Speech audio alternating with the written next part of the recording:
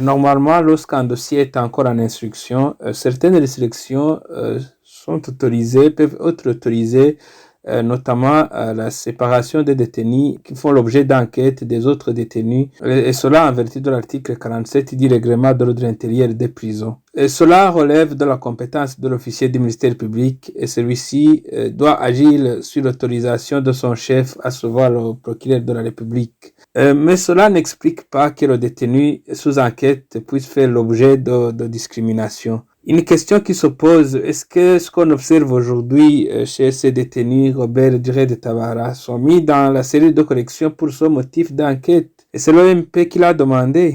Ça, c'est une question que je n'ai pas de réponse. Et même si dans ces conditions, le détenu doit avoir le minimum d'être soigné et de sauvegarder sa santé. Malheureusement, nous entendons que les jambes commencent à gonfler à cause de cette maltraitance physique. Nous demandons au ministre de la Justice qui vient d'être nommé et qui a d'ailleurs l'administration pénitentiaire dans ses attributions de faire de tout ce qui est possible pour cesser ces violations commises à l'endroit des détenus et d'éviter qu'il y ait discrimination dans les milieux pénitentiaires.